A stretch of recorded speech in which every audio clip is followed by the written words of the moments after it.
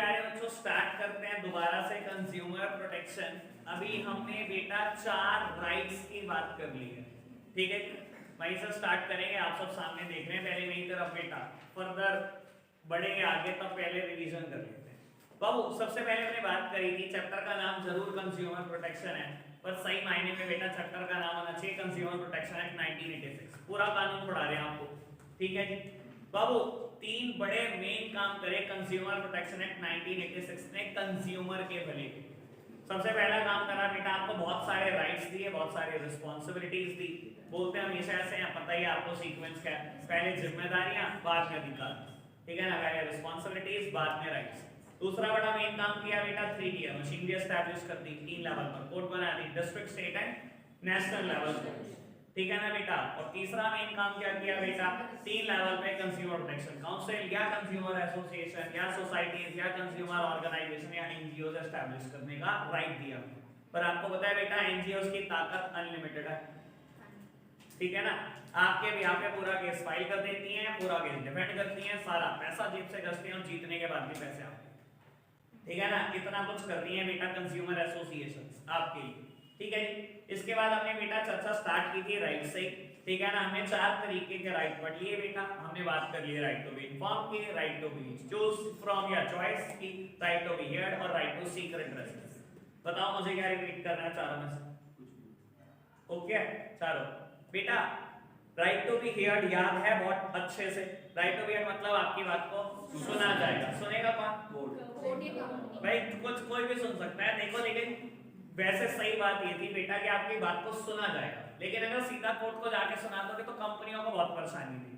Company को ये दर्द था बेटा कि 1 रुपए के पीछे 1 करोड़ है, तो पता नहीं क्या ही कर देगी बेटा कोर्ट को हमारे साथ। तो कंपनी ने कहा हमें ही सुनाना शुरू कर दो। इस बेसिस पे बेटा कस्टमर केयर सेंटर बनाए गए, कस्टमर ग्रीवेंसेस सेल एस्टैब्लिश की गई, टोल फ्री नंबर इशू किए गए कि हमें सुनाओ, हमें सुनाओ, ठीक है जी। और अगर बेटा ना सुने कंपनी या सुनने के बाद बेटा नजरअंदाज कर जाए किसी चीज को, तो बेटा आपके पास कोर्ट है, वहां जाकर सुनो, ठीक है। ये बात समझ में आई? दोनों बातें, कोई दिक्कत ही नहीं है बेटा। फिर राइट टू सीक रेडरेसल था।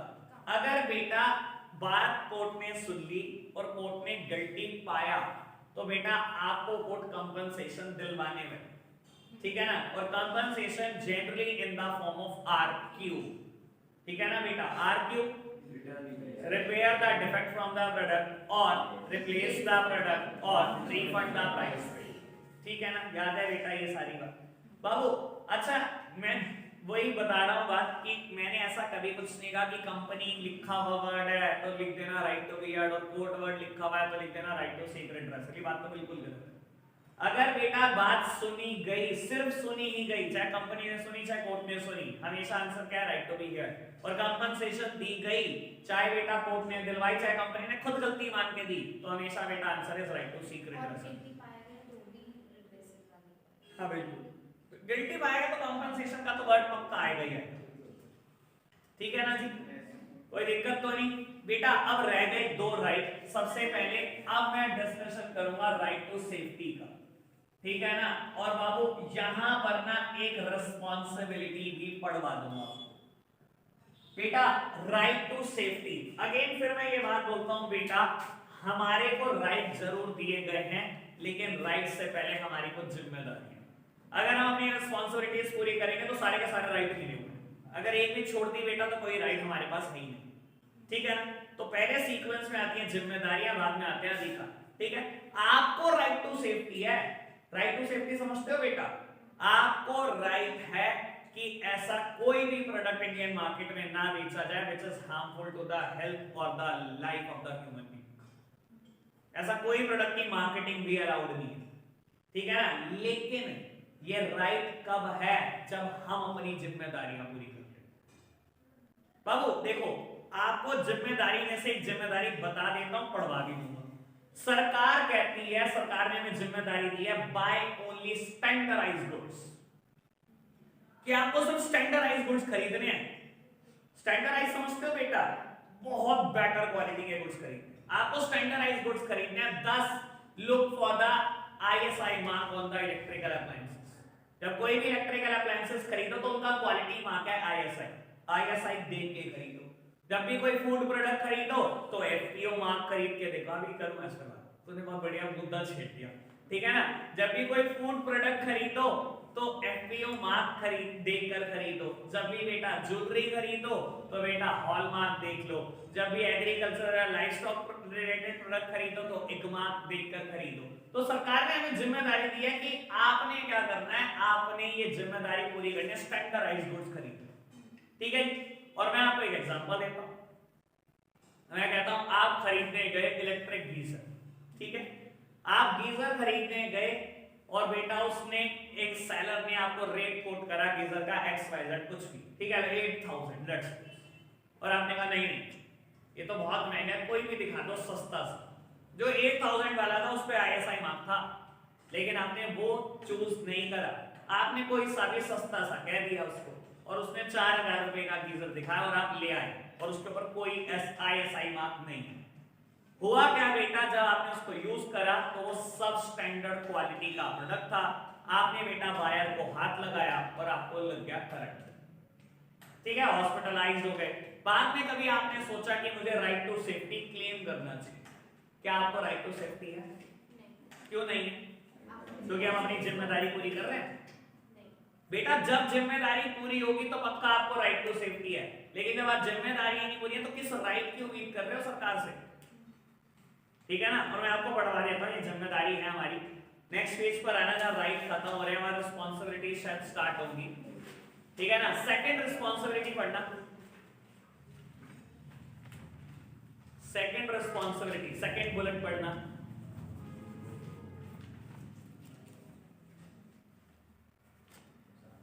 ठीक है, पढ़ी सेकंड रिस्पांसिबिलिटी। अब 1 मिनट के लिए सामने देखना। अब एक बात शिवम ने करी, अब मेरा मूड आ रहा है, इस पर कोई थोड़ी सी बात को बताई दो। बाबू मैंने ना भी एक बात बोली कि जब आप कोई भी फूड प्रोडक्ट खरीदें तो एफपीओ मार्क जरूर देख लें, ठीक है ना। लगभग कुछ ऐसे ही बनता है एफपीओ मार्क, ठीक है ना। जब भी आप कोई प्रोडक्ट खरीदे तो एफपीओ मार्क देख के खरीदे। जब मैं एफपीओ बोल रहा था तो शिवम बोल रहा था FSSAI मार्क जरूर देख। अच्छा एक तो मैंने बारे में बताया था आपको, जब पहली बार बताया था बेटा देखो क्या होता है शिवम भाई, इट इज नॉट, हाँ फसाई, सच में ऐसे ही बोलते हैं इसको बेटा, it is not a quality mark. Quality mark ये है। FSSAI क्या है, आप इंडिया में कोई भी फूड प्रोडक्ट बेचते हैं, चाहे आप सिर्फ ट्रेडर हैं, मैन्युफैक्चरर नहीं है, तब भी आपको फसाई लाइसेंस चाहिए होता है। तो इंडिया में फूड प्रोडक्ट बेचने के लिए FSSAI जरूरी है। ये कोई क्वालिटी मार्क नहीं है, ये तो इंडिया में हर पैक्ड प्रोडक्ट पे, हर खाने के प्रोडक्ट पे छपा हुआ है। अब मैं FSSAI देखो, अच्छा ये तो क्वालिटी मार्क है, बहुत अच्छा, खा लो। फिर मैं किस किस प्रोडक्ट का नाम लूं, किस किस के ऊपर बना होता है, ये मैं गालियां दूंगा फिर ऐसे ही, ठीक है ना। वो पता ही है तुम्हें, किंडर जॉय, हाँ, और किंडर जॉय पे भी बना होता है ये, वो कौन सा क्वालिटी मार्क, कौन सा क्वालिटी सर्टिफाइड है, ठीक है ना भाई। क्वालिटी सर्टिफिकेशन सिर्फ ये देता है, वैसे ट्रेडिंग के लिए नहीं, ट्रेडिंग के लिए भी, मैन्युफैक्चरर के लिए भी। जो लोग बेचते हैं उनकी दुकान पे ट्रेडर का FSSAI लाइसेंस लगा होता है, जो लोग बनाते हैं उनके पास मैन्युफैक्चरर का FSSAI लाइसेंस होता है। इंश्योर कुछ नहीं, इंडिया में फूड प्रोडक्ट बेचने के लिए जरूरी है, कोई भी ले सकता है। नहीं भाई, बेसिकली वो देख जुगाड़ तो बहुत चल जाता है, लेकिन नॉलेज होनी चाहिए खाने पीने की चीजों की, बस ये बात, ठीक है ना। कहीं कोई उल्टी सीधी चीज मिला के ना खिला दो, किसी को मारना दो, बेसिकली ये इंश्योर करते हैं। मेरे भाई ने मिला था। हाँ तो मिलता है, हर एक को मिल जाता है, ठीक है ना। वैसे बता देता हूँ, सीए से दिलवाते हैं ऐसे ही। चलो जी, खैर बात तो क्या है क्या, हाँ यार मैं बता नहीं रहा, तुम हल्के में लिए जा रहे हैं और एक सबको दिलवा दो। नहीं यार, इंडिया में ऐसे तो बहुत कुछ मिलता है यार, क्या करोगे, सब कुछ लेके पैसे देके कुछ भी ले लो यार। मैंने बताया भी था शायद तुम्हारे को, ISO मार्क होता है, एक मार्क होता है किसी भी चीज के लिए ना, आप ISO ले लेते हो। कभी आपने देखा हो ISO सर्टिफाइड 27001 9001 ऐसे कुछ करके नंबर लिखे होते हैं, ईयर भी लिखा होता है 2012 13 14 16 लिखा होता है ना। ISO क्या होता है, ये भी क्वालिटी मार्क होता है, किसी भी गुड्स के लिए लिया जा सकता है, किसी भी सर्विस के लिए लिया जाता है, कि आप एक प्रिस्क्राइब्ड क्वालिटी से ज्यादा अच्छा गुड्स बनाते हैं। या प्रिस्क्राइब्ड अच्छे गुड सर्विस से ज्यादा अच्छी क्वालिटी की सर्विसेज आप प्रोवाइड करते हैं। इवन डॉक्टर ले सकते हैं अपनी सर्विसेज के लिए, टीचर ले सकते हैं, ठीक है ना, दिलवाते सी हैं। और आप लोग नहीं, मैं यही बात बता रहा हूँ तेरे को भाई, मैं खुद दिलवाता हूँ, तो मुझे क्या जरूरत पड़ी लेने की। और मैं तेरे को बोल रहा हूँ बिना ऑडिट के मिल जाएगा, बिना कोई चेक करने नहीं आएगा तब भी मिल जाएगा, और जिस कंट्री का कहेगा उस कंट्री का मिल जाएगा, खाली इंडिया का नहीं। घर की मुर्गी यार ये आप, मैं मतलब मेरा मानना ये होता है यार, जो चीजें इतनी आसानी से मिलती कभी नहीं लेनी चाहिए। सही बात। बताया था ना तो एक बार, डिग्री भी मिलती थी बहुत आसानी से, वो भी नहीं की, ठीक है ना। जो चीजें मुश्किल हो ना कहां से वही करो, ये नहीं मिलता है इसके लिए भागो, ठीक है ना। चलो खैर लेट इट बी बाबू, बात ओके क्या। अच्छा एक बात ये बिल्कुल कंफर्म समझ लो, क्योंकि ये क्वेरी ना मेरे पास बहुत बार आती है, ये बात एक बार बहुत आराम से सुनना मेरी बाबू। सरकार इलेक्ट्रिकल अप्लायंसेस जो एक प्रिस्क्राइब्ड क्वालिटी से अच्छे हैं उसको आईएसआई मार्क दे देती है, ठीक है। जो बेटा ज्वेलरी प्रिस्क्राइब्ड क्वालिटी से ज्यादा अच्छी है उसको हम हॉलमार्क दे देते हैं। बेटा अगर कोई लाइफ स्टॉक रिलेटेड प्रोडक्ट है या एग्रीकल्चर रिलेटेड प्रोडक्ट है तो उसको हम एग मार्क दे देते हैं। मधुसूदन के देसी घी को मिला हुआ है, पिछली बार का एग्जांपल दिया था, एग मार्क मिला हुआ है। तो सरकार क्या करती होगी, मधुसूदन देसी घी मंगाता बनाता होगा और सरकार कहती होगी रुक जाओ, पहले सारा यहाँ पर लिया, मैं टेस्ट करूंगी, चेक करूंगी, अच्छा प्रिस्क्राइब्ड क्वालिटी से अच्छा लगेगा तो एग मार्क दूंगी, वरना नहीं। ऐसे होता है क्या? मैंने ये बात तुम्हें बताई थी, करते ही क्या सरकार क्वालिटी मार्क देने से पहले सरकार कहती है अच्छा आप जो भी प्रोडक्ट यूज करते हो या जो भी प्रोसेस यूज करते हो सब लिख के दे।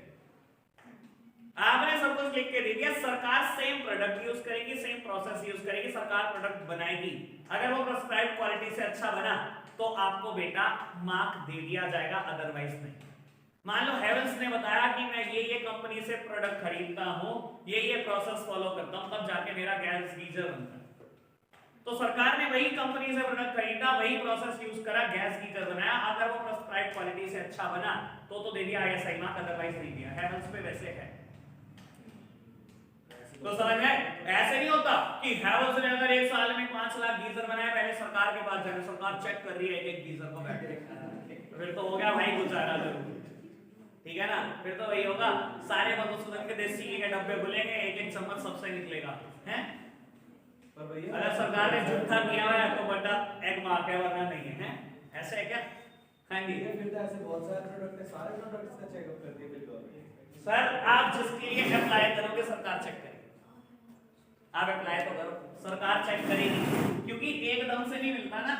आज आप अप्लाई करोगे, सरकार लेगी 20-25 दिन, सब कुछ टेस्ट करेगी, तब जाकर आपको देगी बेटा मार्क, ऐसे नहीं देगी। और ये भी बता देता हूं, अगर बीच में कभी कंप्लेन हो जाए तो दोबारा इंस्पेक्शन हो जाता है कि आपने कहीं प्रोडक्ट की क्वालिटी तो नहीं रिड्यूस कर दी, कहीं कोई प्रोसेस तो नहीं बदल दिया, हमने जो प्रोसेस बताया था उससे ही मैन्युफैक्चर हो रहा है कि नहीं, सब बदल देती है सरकार, सब चेक कर देती है दोबारा से। क्लियर है बात? चलो अब राइट टू सेफ्टी क्या था, मेरी तरफ देखना। राइट टू सेफ्टी मतलब आपको राइट है सेफ रहने का, और क्योंकि आपको राइट है इसलिए इंडिया में सारे बेटा हार्मफुल गुड्स जो लाइफ के लिए, जो आपकी हेल्थ के लिए हार्मफुल है बेटा, उनको ना तो प्रोडक्शन अलाउड है, ना ही उनकी मार्केटिंग अलाउड है, प्रोवाइडेड आपने रिस्पांसिबिलिटी पूरी की,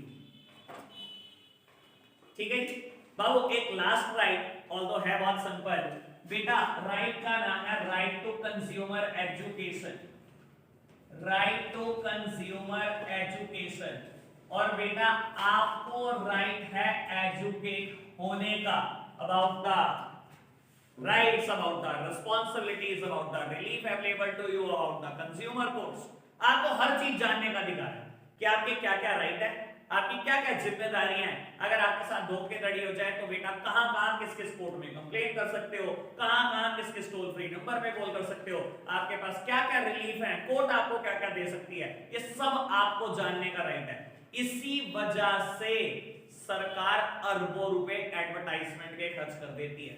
और मैं हमेशा बताता हूं बेटा, सरकार कैंपेन चलाती है जागो ग्राहक जागो के नाम से। आते थे ना टीवी एड, बहुत सारे आते थे बेटा, आज भी आते हैं शायद डीडी नेशनल पे, जागो ग्राहक जागो।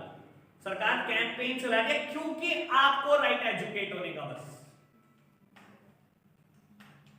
क्लियर है बात? बस ये इतना सही रहेगा सर। जो कल चारों पढ़ाए थे ना वो राइट्स बड़े इंपॉर्टेंट है। आज जो दोनों कराए मुझे उम्मीद नहीं है यहाँ से कुछ आना। ठीक है जी, बढ़े आगे बेटा।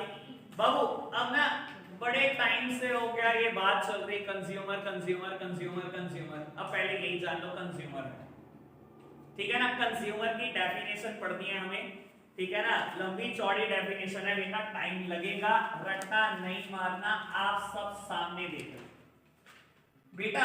हमें बात करनी है कंज्यूमर की।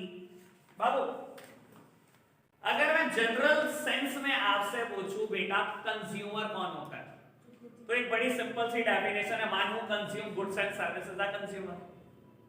हर वो इंसान कंज्यूमर है बेटा जो गुड्स एंड सर्विसेज कंज्यूम कर ले। गुड्स और सर्विस कंज्यूम करने वाला कंज्यूमर है। लेकिन बेटा क्या हमें इतनी हल्की डेफिनेशन लिखनी है? नहीं बेटा, हमारे को कंज्यूमर प्रोटेक्शन एक्ट 1986 ने डेफिनेशन दी है, और अगर उसने डेफिनेशन दी है फिर तो बेटा हम ये डेफिनेशन कभी नहीं लिखेंगे, फिर हम वही डेफिनेशन देंगे जो उसने लिखी है। और एक बात और समझ लो बेटा, जब कंज्यूमर की डेफिनेशन कंज्यूमर प्रोटेक्शन एक्ट 1986 ने दी तो बेटा दो अलग अलग पॉइंट ऑफ व्यू से थी, और हमें पेपर में दोनों लिखने होते हैं। ये जो पहली बुलेट मैंने बनाई बेटा, ये सारी बात गुड्स से रिलेटेड है, और बेटा दूसरी बात जो मैंने लिखी है सारी बात सर्विसेज से रिलेटेड। ठीक है जी बाबू, कंज्यूमर के लिए बेटा दो अलग अलग पॉइंट ऑफ व्यू है। कंज्यूमर वो भी होता है जो गुड्स कंज्यूम करता है, कंज्यूमर वो भी होता है जो सर्विसेज कंज्यूम करता है। तो एक बुलेट में सारी बात गुड्स की, एक बुलेट में सारी बात सर्विसेज की।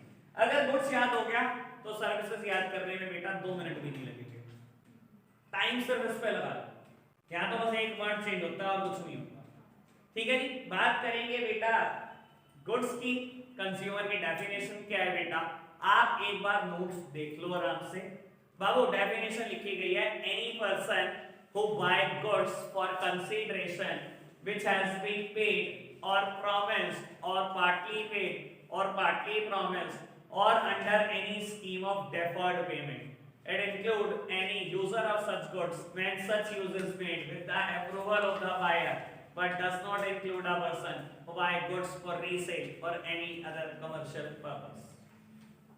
अब बेटा ये एक डेफिनेशन खाली गुड्स के ऐसी सर्विस की है, और जब ये लिख के आओगे तब जाके 3 नंबर मिलेंगे। डेफिनेशन कभी 1 नंबर में नहीं आता। ठीक है जी, और वैसे बता देता हूँ एलएलबी जब मैं कर रहा था तो ये पेपर में आई थी, ठीक है ना। हाँ हाँ, जब मैं एलएलबी कर रहा था तो ये पेपर में आई थी मेरी कंज्यूमर की डेफिनेशन। उस टाइम पे भी मैं ट्यूशन पढ़ाता था, ये तो बात अभी है 2017-18 की। तो मैंने कहा भाई कंज्यूमर की डेफिनेशन हमारे से पूछेगा तो हो भी अब ये तो 12th क्लास की रटी हुई मैंने। चलो ठीक है, पढ़े नहीं आप? हैं पूरे नहीं छोड़ दी, बीच में टाइम नहीं लगा पेपर देने का यार। क्रिकेट क्रिकेट खेलते थे, छोड़ देते थे। 3 सेमेस्टर दिए, तीनों में टॉप करा कॉलेज, बाकी तीनों दिए ऐसे ही यार। फिर वो ये ना शादी से हो रही थी, मैं बेची थी हैं सीट बेची थी। नहीं भाई कुछ नहीं बेचा। ऐसा हुआ मतलब जब मैंने एलएलबी स्टार्ट करी ना यार, देखो पता क्या कंपटीशन ना सब कुछ होता है।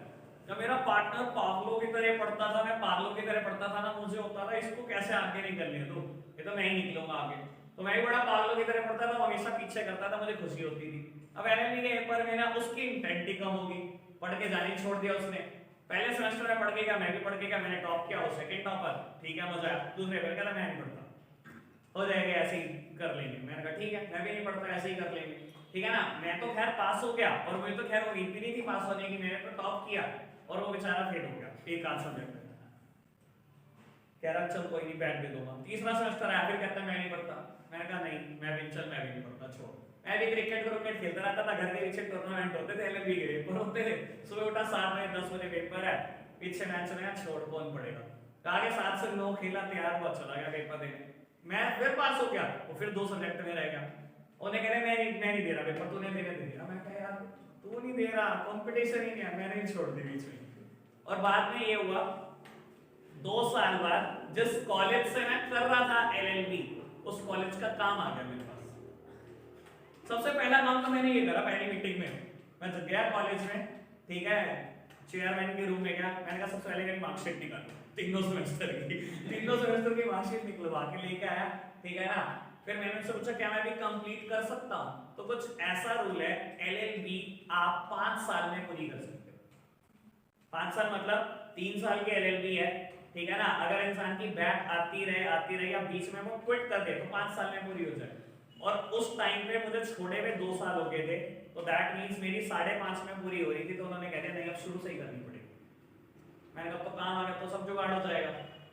फिर मैंने कहा अब दोबारा से कौन लगेगा, तो बीच में ही छोड़ दी। एलएलबी अब परसुइंग ही रहेगा नाम के नीचे। चलो खैर एलएलबी क्या ही करना है, लिख दो एडवोकेट, क्या फर्क पड़ रहा है। बाबू कंज्यूमर की डेफिनेशन गुड्स के पॉइंट ऑफ व्यू से समझेंगे बेटा। बाबू मैं क्या करूंगा, पूरी डेफिनेशन ना लगभग 3 पार्ट में डिवाइड करूंगा, ठीक है। पूरी डेफिनेशन को उठाकर 3 अलग-अलग पार्ट में डिवाइड कर रहे हैं। आप बेटा जब मैं रुक जाऊं तब बेटा समझना शुरू कर दे। आप एक बार देख लो मैं कहां तक छोड़ रहा हूं। Any person who buy goods for consideration which has been paid or promised or partly paid or partly promised or under any scheme of deferred payment। बस यहां रुको और आप सामने देखो। कहता है कंज्यूमर कौन है, कहता है एनी पर्सन, कोई भी, any person who buy goods for consideration. Consumer वो है बेटा जिसने कंसीडरेशन में कुछ पे किया, ठीक है ना।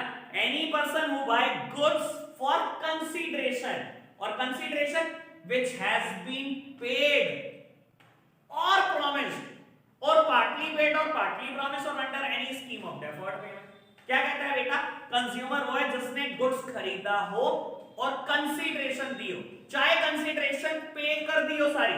मान लो मैंने 100 का सामान खरीदा, 100 के 100 पे कर दिए, क्या मैं कंज्यूमर हूं? कंज्यूमर डेफिनेशन के हिसाब से हूं।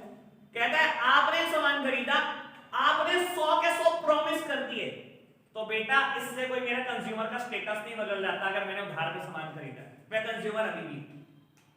कहता है ना any person who buy goods for consideration which has been paid और प्रॉमिस्ड, चाहे आपने 100 के 100 पे करे हो, चाहे आपने 100 के 100 प्रॉमिस करे हो, और पार्टली पेड और पार्टली प्रॉमिस।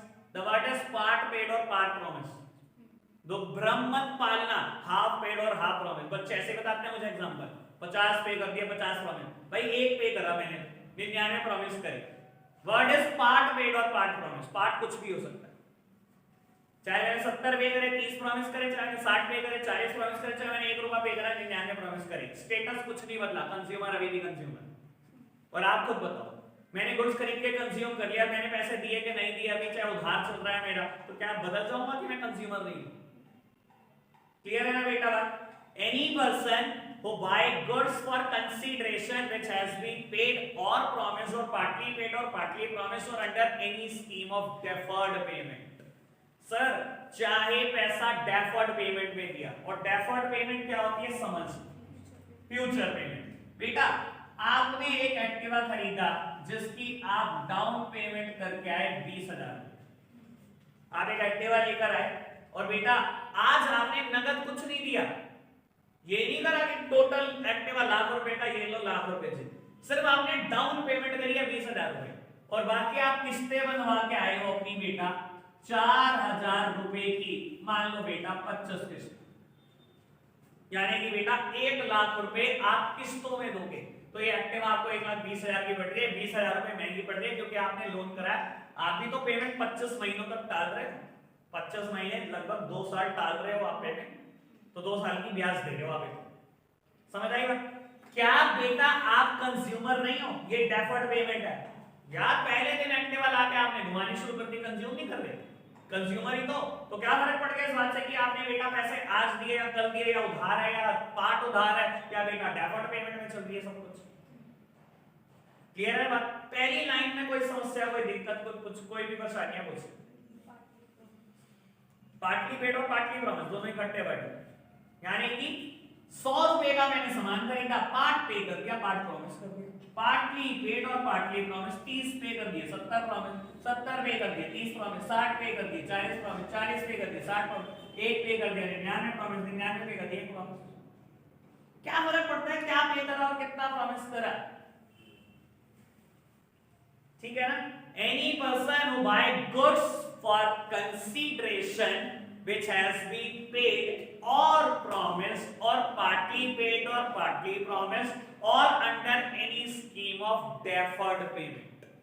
यहां तक हो गई बात। एक पार्ट खत्म हो गया डेफिनेशन का। दूसरा part, it include any user of such goods when such use is made with the approval of the buyer।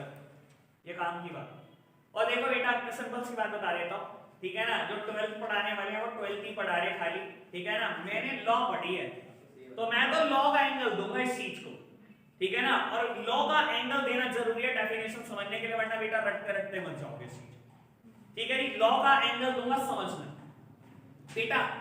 कहता है it include any user of such goods when such use is made with the approval of the buyer. Example देता हूं बेटा, मेरा brother Activa खरीद कर लाया, ठीक है, और उसकी अप्रूवल से मैंने एक्टिवा यूज कर ली, क्या मैं कंज्यूमर?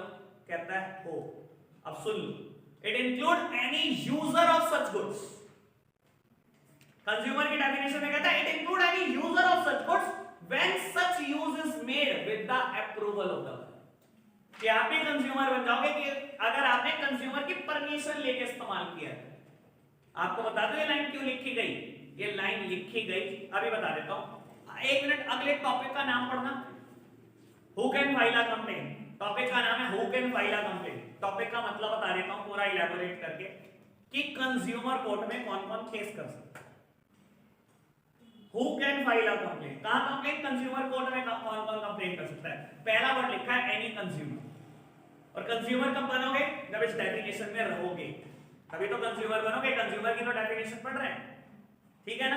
अब एक बात सुनो, अगर ये लाइन ना लिखता, ये जो लाइन मैंने अभी पढ़ाई, it include any user of such goods when such use is made with the approval of the buyer, तो चोर भी कंज्यूमर हो जाता। आपकी बाहर एक्टिवा खड़ी है, कोई चोर आया उठा के ले गया, मतलब डर तो होगा ऐसी वैसी, मतलब नहीं कोई ले जा नहीं रहा, वैसे ही बोलता हूं, ठीक है। चोर आया उठा के ले गया, अगर ये लाइन ना लिखी हो तो चोर भी कंज्यूमर नहीं हो गया, कंज्यूम तो कर ही रहा एक्टिवा, तो फिर तो वो भी केस फाइल कर दे। पता लगे वो एक्टिवा चला रहा और एक्टिवा चलते चलते बीच में बंद होगी 3-4 बार, उसने उठा के होंडा कंपनी में केस फाइल कर दिया, I am the consumer of this Activa, और ऐसे ऐसे कमियां आती हैं। तो मतलब आप खुद सोचो, एक तो इलीगल एक्टिविटी, ऊपर से केस फाइल कर रहा है, वो भी कंज्यूमर कोर्ट में, तो समझ रहे हो ना। इसीलिए लाइन लिखवाई गई, it include any user of such goods when such use is made with the approval of buyer. आप तभी कंज्यूमर रहते हो यूजर होते हुए जब आपने सामने वाले की अप्रूवल लेके यूज किया। बिना अप्रूवल के यूज किया तो आप कोई कंज्यूमर नहीं हो, और क्योंकि आप कंज्यूमर नहीं हो तो इसका मतलब आप कंज्यूमर कोर्ट में केस भी फाइल नहीं कर सकते। समझ आई बात? एंगल समझ में आया? लॉ का एंगल है ये, क्लियर बात। और बेटा लास्ट लाइन, दो बातें खत्म कर दी मैंने कंज्यूमर की डेफिनेशन की। तीसरी बात, but does not include a person, वो शामिल मत करना। Does not include a person who buy goods for resale और एनी अदर कमर्शियल पर्पस। बेटा देखो बाबू, अगर अभी तक की डेफिनेशन पढ़ोगे ना तो बेटा ये सब कंज्यूमर की डेफिनेशन में आ गया। मैन्युफैक्चरर गुड्स बेचता है होलसेलर को, wholesaler to the retailer and retailer to the consumer. अगर मैं लास्ट लाइन ना पढूं तो क्या ये दोनों कंज्यूमर की डेफिनेशन में कवर नहीं हो रहे? हो रहे। होलसेलर ने मैन्युफैक्चरर से सामान खरीदा, डेफिनेशन क्या कहती है? Any person who buy goods for consideration. हां, कंसीडरेशन तो 30 में, चाहे प्रॉमिस की, चाहे पे करी, चाहे पार्ट पे, चाहे पार्ट प्रॉमिस, चाहे deferred payment. It include any user of such goods when such use is made with the approval of the buyer. Cover ही नहीं होता इस लाइन में। मैं कहता हूं लास्ट लाइन नहीं है तो ये सब भी कंज्यूमर हो गए, लेकिन लास्ट लाइन सबको बाहर निकाल देती है। But does not include a person who buy goods for resale. जिसने रीसेल के लिए गुड्स खरीदा वो कंज्यूमर नहीं है।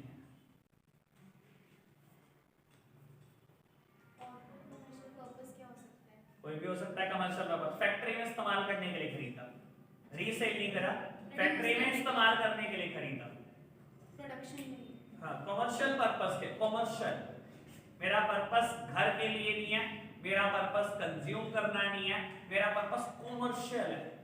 मैंने एक एलईडी खरीदा, ये पर्पस घर पे लगाना नहीं है। मैंने क्या करा, अपनी फैक्ट्री प्रेमाइसेस में लगा दिया, फैक्ट्री के सारे कैमरे उसके साथ लिंक कर दिए, तो कमर्शियल पर्पस है मेरा, मैं कंज्यूमर नहीं माना जाऊंगा उस एलईडी का। ठीक है ना जी, बात समझ में आई? कोई दिक्कत कोई परेशानी तो नहीं? अरे क्या कर रहे थे देवांश भाई? चलो जी, कोई दिक्कत तो नहीं है ना बाबू? एक काम कर दो, अभी आपने क्या पढ़ के देना है, एक तो 6 के 6 राइट, कंज्यूमर की डेफिनेशन सर्विसेज वाली की पढ़ के दो। जरा जल्दी से बेटा स्टार्ट हो जाओ, पढ़ के बताओ, मुझे कोई दिक्कत तो नहीं है। बेटा स्टार्ट करते हैं नेक्स्ट टॉपिक, कंज्यूमर रिस्पांसिबिलिटीज। बाबू बात कर चुके हैं हम राइट्स की, अब बात कर रहे हैं रिस्पांसिबिलिटीज की। सीक्वेंस वही है, पहले हमारी जिम्मेदारी। बाबू रिस्पांसिबिलिटी में सेकंड रिस्पांसिबिलिटी आपने पढ़ ली, buy only standardised goods as they provide quality assurance, thus look for the ISI mark on the ethical goods, FP on the food product and the hallmark on the jewelry। ठीक है जी बेटा, सबसे important responsibility की बात कर देता हूं जो हम कभी पूरी नहीं करते। 7th one, ask for a cash memo on purchase of goods and services, this would serve as a proof of purchase made। लो बेटा एक बार फटाफट से इसका डिस्कशन। बेटा हमारी जिम्मेदारी है कैश मेमो मांगना। कैश मेमो क्या चीज होती है बेटा? कुछ और नहीं, इनवॉइस, दैट मींस सिंपल भाषा में बिल। बेटा सरकार ने कहा ये आपकी जिम्मेदारी है कि आप बिल मांगो, इवन आप 1 रुपए का गुड्स खरीदो। बिल कौन नहीं मांगता? हम। अच्छा देखो होगा क्या अगर आप बिल नहीं मांगोगे और सरकार कहते कोई नहीं हम बिना बिल के केस एक्सेप्ट कर लेंगे। मैंने एक दुकानदार से गुड्स नहीं भी खरीदा, ठीक है, लेकिन मेरी लड़ाई है उसके साथ, तो बेटा मैं क्या करूंगा? कोई प्रोडक्ट खरीदूंगा बाहर से, कुछ मिलावट करूंगा, अडल्टरेटेड प्रोडक्ट बनाऊंगा और सीधा पहुंचूंगा कोर्ट कि मैंने इस दुकान से गुड्स खरीदा था, ये रहा गुड्स, चाहे करा लो लैब में टेस्ट, इसने मेरे साथ धोखाधड़ी करी है। फिर तो बेटा इंडिया की हर दुकान पे केस हो जाएगा, क्योंकि किसी ना किसी के साथ लड़ाई है, और किसी के साथ लड़ाई है तो कॉम्पिटिटर तो हैं, उस दुकान के 50 कॉम्पिटिटर हैं, वही केस कर देंगे उठाकर। तो बिना बिल के कोई केस नहीं हो सकता। आपको कहा जाता है कि आप कैश मेमो मांगो which would serve as a proof of purchase made। Cash memo ही प्रूफ है कि आपने इस दुकान से परचेज की। सर 99% केस में केस आप फाइल नहीं कर पाते because of lack of cash memo, कि आपके पास कभी बिल ही नहीं होता। धोखाधड़ी तो की होती है आपके साथ बेटा, और मैं कहता हूं यहाँ पे बैठे हुए हर एक इंसान के साथ हुई भी होगी, लेकिन बेटा हम कर नहीं पाते केस फाइल क्योंकि हमने कभी कैश मेमो मांगा नहीं होता। और ये एक बात और बोल देता हूं बेटा, जब मैं बिल की बात करता हूं ना तो मैं किसी कच्ची पर्ची की बात नहीं करता।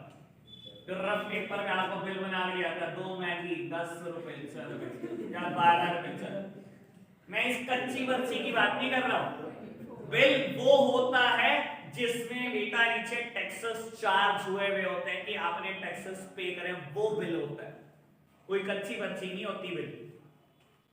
और आपको बता देता हूं कंज्यूमर बिल क्यों नहीं मांगता, महंगे टैक्स ना देना पड़े।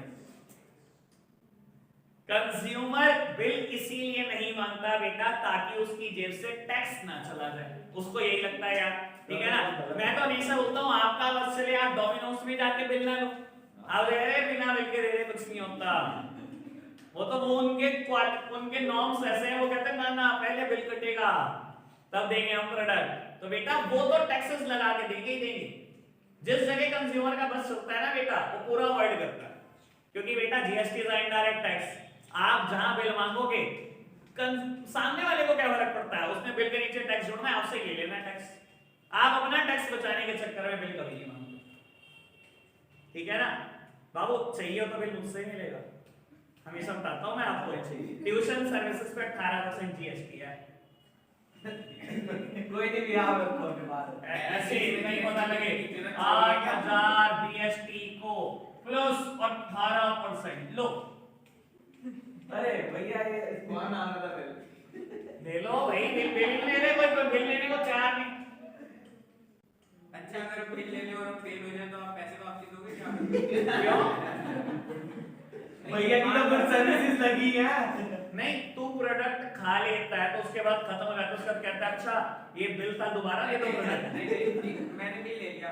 हाँ उसमें ये हो गया ना कि आपने मेरे को सर्विस दी, अब मैं अगर उस सर्विस से कुछ ना यूज कर पाऊँ ना कुछ कर तो लिए तो नहीं यूज, पेपर दिए ना, नहीं तो सर्विस यूज हुई। सही बात है, यानी पेपर नहीं दे रहे। पेपर नहीं देने, पेपर नहीं देगा तो पक्का पक्का, अगर आर्यन नहीं देगा तो अगले साल मेरी तरफ से फ्री। बता हाँ, बट अगले साल तो काम तो मत दे, तो काम तो ना दे, पूरे साल पढ़ाऊंगा पक्का फ्री। हाँ आओ करो। हेलो भैया चिट्ठी भी मेरी पढ़ के मेरी तो चिट पट तो तू कर रहा है यार। चलो जी टैक्स लेने के बदले देने की बात कर चलो रहा जी। है ऐसे आप। अब मेरे कौन सा जेब में जाएगा, तू देगा मेरे को, सरकार को ही देना है। चलो ठीक है राइट, लेकिन मेरे को जीएसटी लगता है नहीं लगता सच्ची में, ठीक है ना। अब यार सारा लोग थोड़ी पढ़ाऊंगा जीएसटी, मेरे पर नहीं लगता, बस बताया बचाया उसने। चलो खैर लेट इट बी। आप बाबू। गवर्नमेंट के चाहिए हो क्या?